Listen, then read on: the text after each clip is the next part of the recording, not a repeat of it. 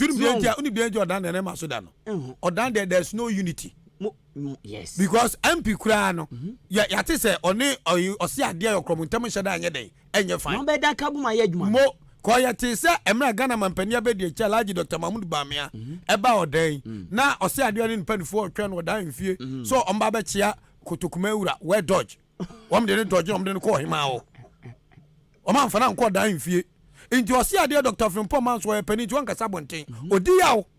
se onu oye kuro wura no se man pani abede kire ba ne mpeso aso a no ne mparifo asinkonwa atwen na we dodge ne de na dodge no ende nipa bia be di yawo mo nti emra ndisi fo no te se eye vice president Baumia bai ya fana nko o se ade ho no ano me ya fast se na na de wani de be ma wo iti wo ye de ba be chiawo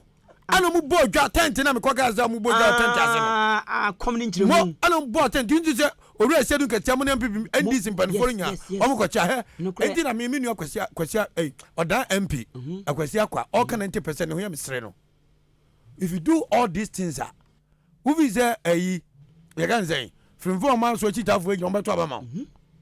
hwe on be visi wabu yewura entia because the commander kan enka tesi odan ha penny owa bema mprempren ye de atumi ahye ne nsa ye de current MP yes nyame adom wasakoya deputy minister 6 months e de aka ho ta bebi bewu ana so nteno so nsa hwe ya de papa ni nya no nyam hye wonders betumi aba tikono ana MC ana traditional authority Kotokumanhene dano ana maame akua santoa wabu na mso ye kanifo ko jinasi kabom na mo dwo dan ho na we de wahima di birthday MP din penfo beko wahi di birthday dia why dodge vice president bekrom a inti wetima ka say vice president beko chebi a obe twaja ochehe usurompo dabi o nyese surasa amu mane nyesa dabi sempo eminence po bi wo ho a for the sake of the unity of Kotokumanhene na wo di menasepo na eden ato nchen ne yatu an we mi dey Jordan ball an emene ye party politics pen na wo dan ha utimi kan jam say ye wo Kotokumanhene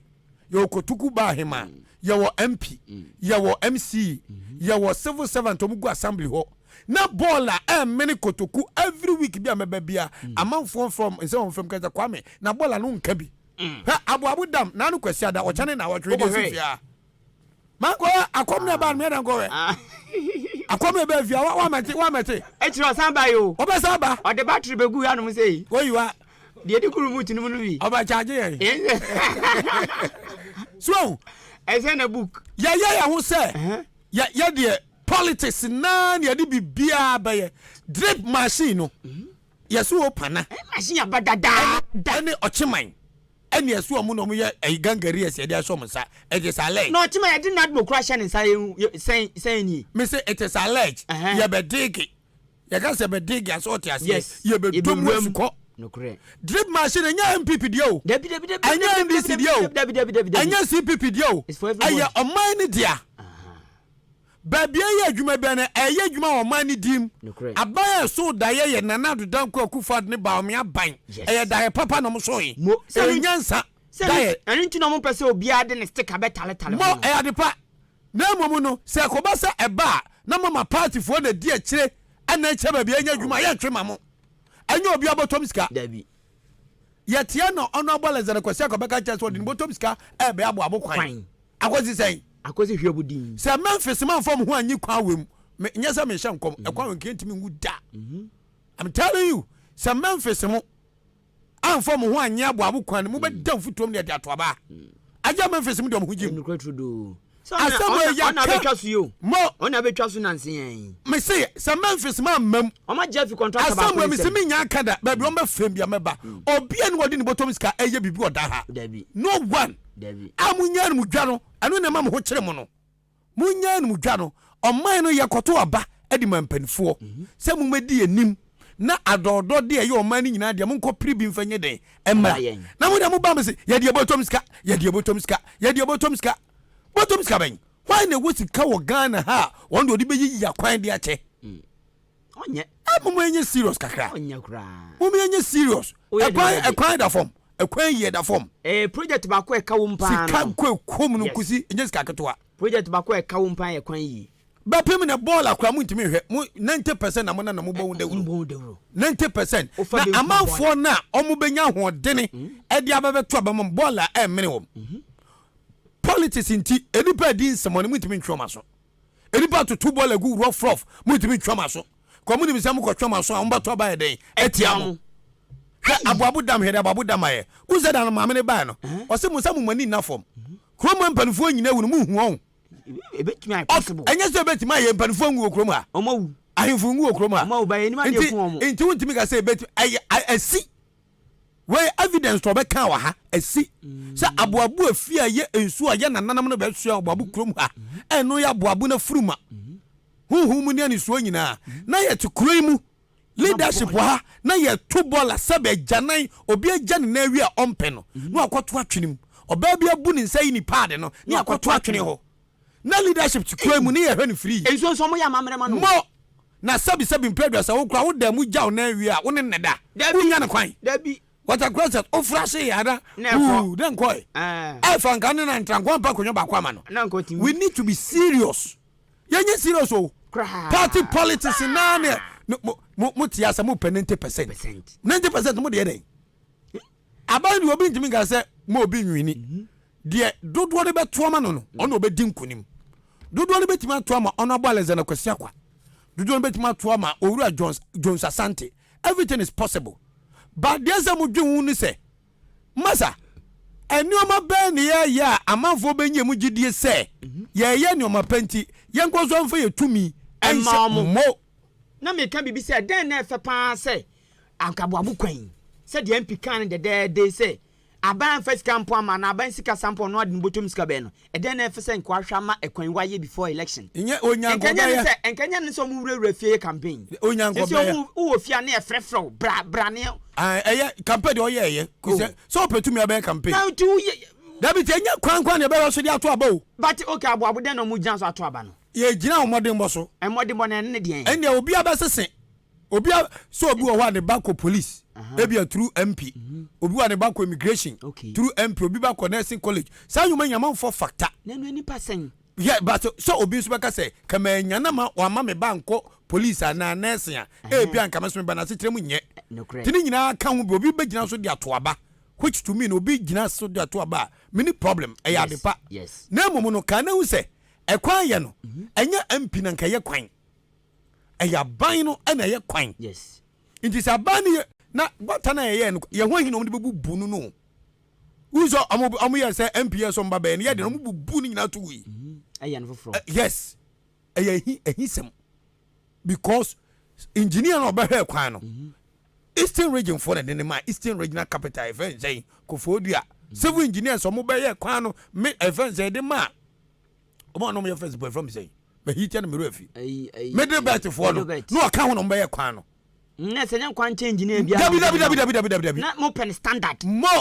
tie boka kofo no fi Kofodua na de ne buy on be take measurement de ye ho hinti so mo beto aso mo dwiregu ni aka se MP na eye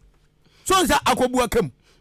Memphis no ye afitiasane ba no ona me manya information say empanifo bi akoso agudu so se be yade ne ka kone anim guase e ba se ye nwa babo kwana 90% ye ntimi nya nti ye sra be fa so man u se okan si frɛ se opani aye ne ya babo ati futum enki yagu kota na nke yepe na mekomeko menyini se MP so na akoma mu nko agu anko mpe enko agu anko pe na moma bi afame kɔ no anyhow because unkwa wo gya mansan house wa ukomu bu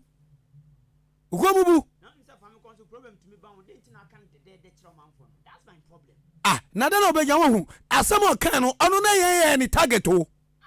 ye shabo abu project na se no ye ni target na o ka cha ababu he onye ne ba bi ko se no hinofo sambolat ni tobaya yanke anu ntum ye ni hwe ye bo a ye nya no ono nye kuroi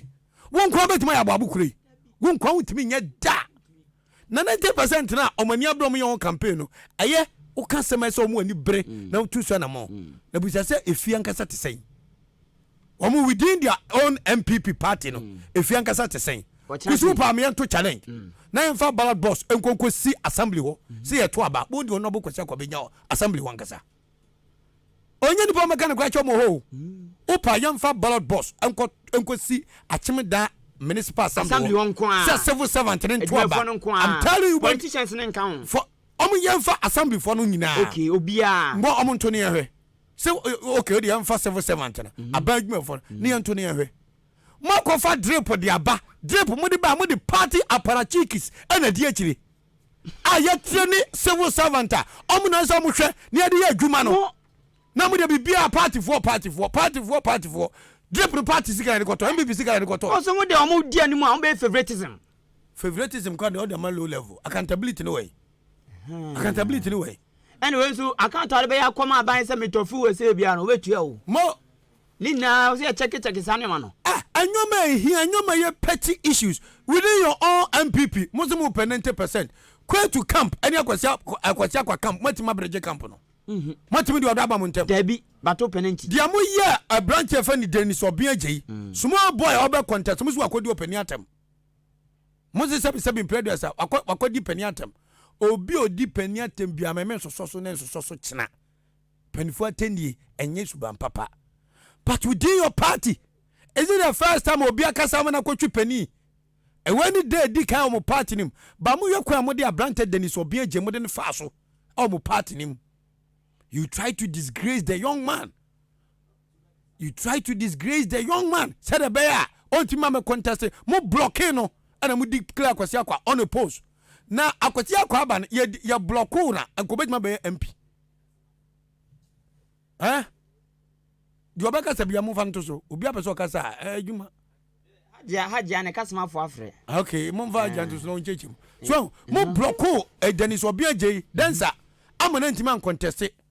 Bapemu ne mantimi ambreje on camp enemo camp no da bapemu ne so how would they come out in their numbers and come and vote for you for your 90%? Come on na you where you don't need to go to school Debbie what you mean go school where so simple so na into the office ya basa bubodin wa ha into office chairman awudu mu nyina no chairman awudu mu nyina no kwa am ye do am fa so no na mu ntimi nya reconciliation who's there yom de enyam de ube wono makosala akoto ma ba omi ese boom no mato atia empiri kwa no manto won inti adwuma ofie so mo ye na mo nya achiman ne opana achiman ne opana o chanso mo sa ko work ndi so work no eje den na fe pass nka bi o chama gada mako ebi anfa se main law station mako sisa hono mo vrasiesie hono mo mako new station kusi uya no a esa wo di measures gu kwam Ghana ye so weak dodo se wo kwa work ni wie na mo koyi station ho nyina wia esa mo di measures gu kwam se be enya fimio di obaby am ntwena so na ti abetena fimu sa everyday ni abeta radio so ye kankran de na ye ka odan de ye into leadership ni ye de mo si wo no mo wai mi odi anka mi ni tumi se me kwa ka se mo obi ntungura ngu ha ana obi ntungura ngu ha mini sanctions because ye mfa tumi nya den e ma me kan biem but my did to me as some municipal chief executive officer and MP ni nananom munese mutu na moni edi mochie machi obi di na kokoto abonika radio bebele bene won potem na bon dawro na wa be ko biem anko mo ni o say MC wa ya de yes to me bi ho discipline ya adwuma ade ba ko amani age ba me ho say all ka say nyame na do obedi president odi ahif beba na memom no nyansa wom yes cause of my infunu mu ayedu nyansa wom papa is ya infunu mu a emre nto asem ne 77 previous say jimi sam ne ya do so do obi ti krom ye kwasafo dwuma onko hwe aboabo dam me kan na me yema hye me aboabo dam ye nyina ne enom na ya kwa odi ye timi bobo baby na ye de background so no na ha ye bobo u bobo wi a udi mi katimi kodam mu na kwasensu anom u kwado anu bom guna say nyunyunyunyunyunyunyu yani kwa mesi ani kwa ko duro mo ani daw kama ene baller utimi fifie koto ball emra anya adwuma pani eni fie nti na se me Kwame Yeboah me wotumi obabu krom ha na so betu so kamini krom an kedebesi besi because unim ade yare ababa ma yanyina yanya yade ne bi simple cry yet krom mu amamanfo anya sika sei trada to ekwan won sase ye so mo feel so twa na yia for kwam obi ankafe assembly ni so edi na baby am fe onobo kwesi akwadwonhye no ni di no mo de atoso na se ono so atoho ni bi ebi ni fie o batanya tikemu ha ni ono wanto atikemu bi da bi ono ase efie ankasa he wanto tikemu ene mitumi hu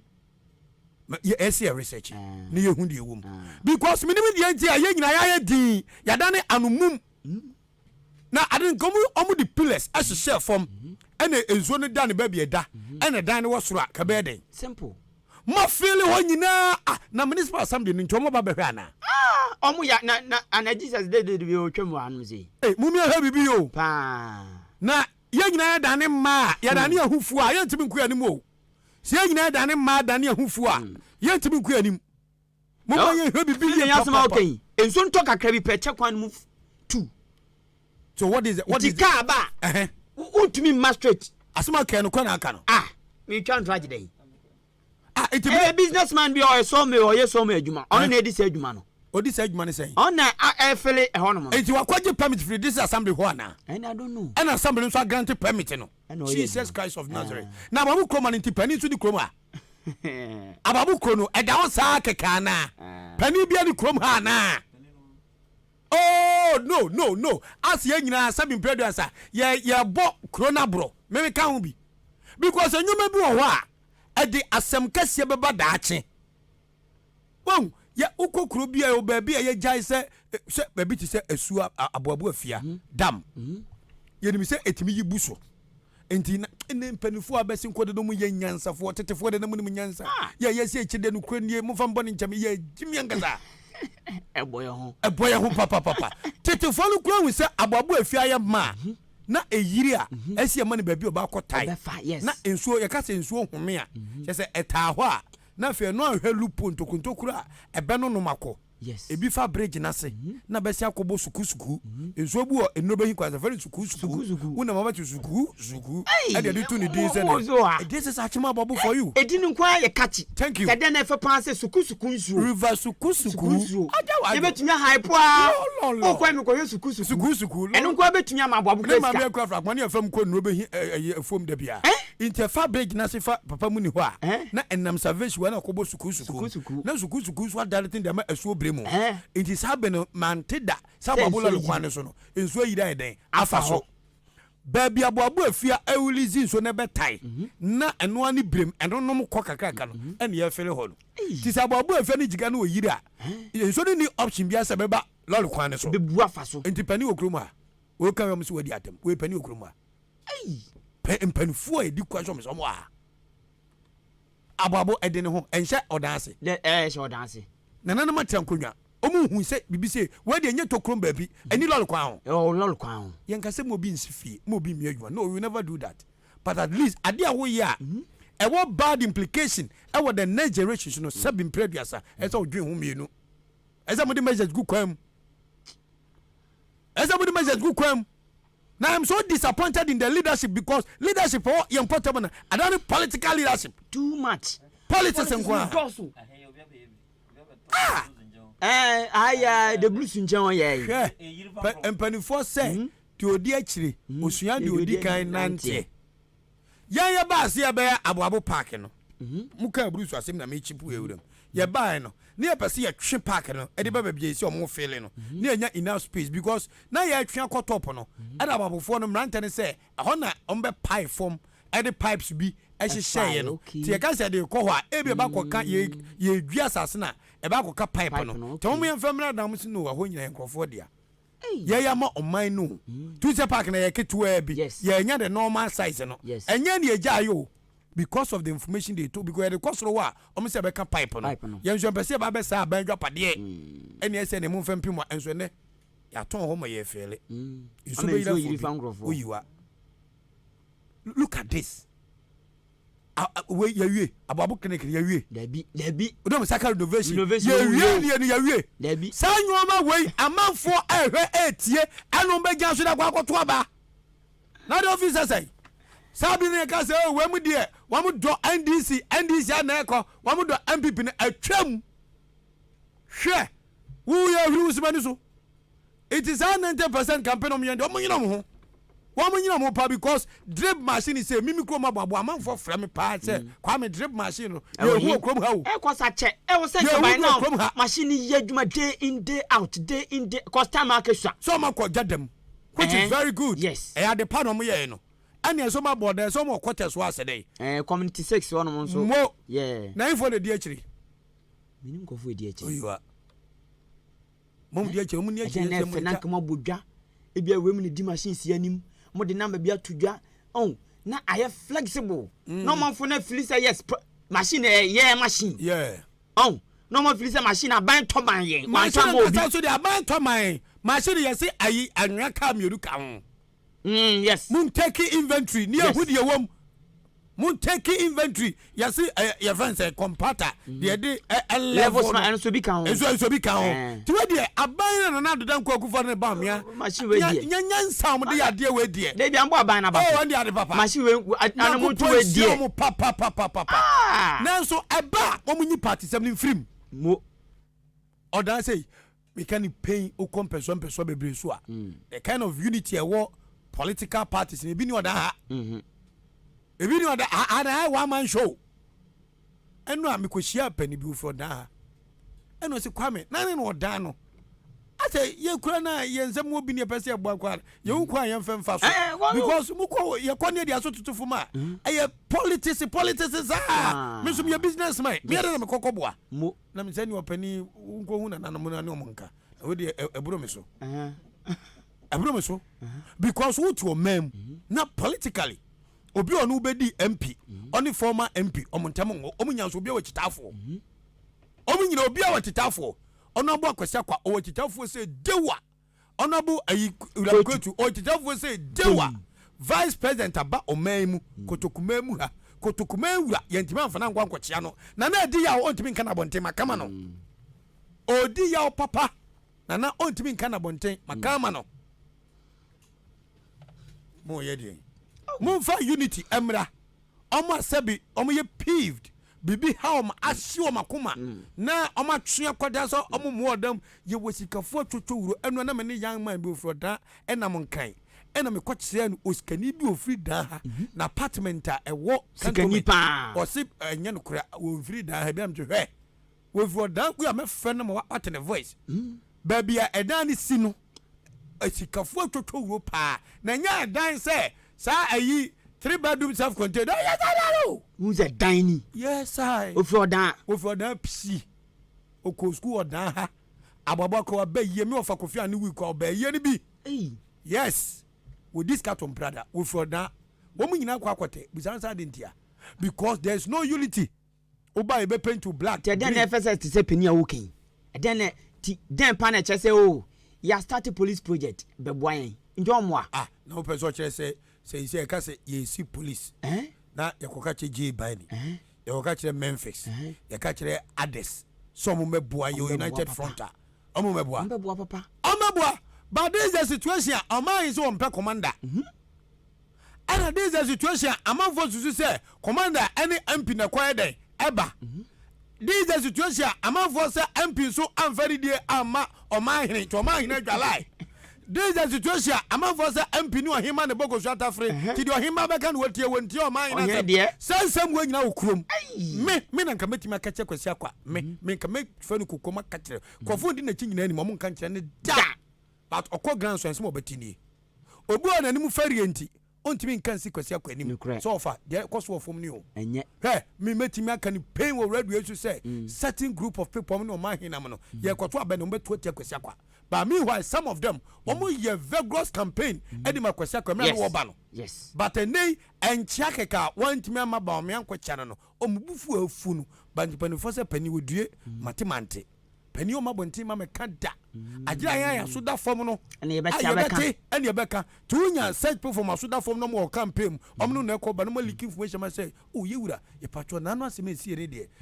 You would a do to the Wadaruma, young Penny, young Cocochiano, na Coach Him, Ebiko and Yeboah Paye, Ebiko Penny, National Security for Directives, into Nabia, Yantiman Quine Fee, Uncle Chiano. Money Phyllis or your big and yes, on your bigger Crora. Or more money Phyllis, or see, I dare you, and man, I'm answering. I'm so no Mahene, Konomo Pro, and Sabi Castle or my Yatum, no credit, Kotokumanhene on a Shanisa, no credit, until say between the young to only a Shanisa. Yes, who to know your Mahene, Upo, or your Mahene, a fatwa emphatic, we free my in ye. Nasa Kobasa undertones now, hey, kokomiti obi ade o ba bi open no de besie enye slogan no obegya sra kwato aba se 90% o unye 90% mo wadwuma de na mo den enya na mo 90% re makwa ade watutu na mo bi o de nyoma bi agugu akwam unze mpia janka ba fe o kan ababokwan ababofo ye major problem ba kopa manfo nya bebam se ebegu kota oh makabi mo vinso nkabi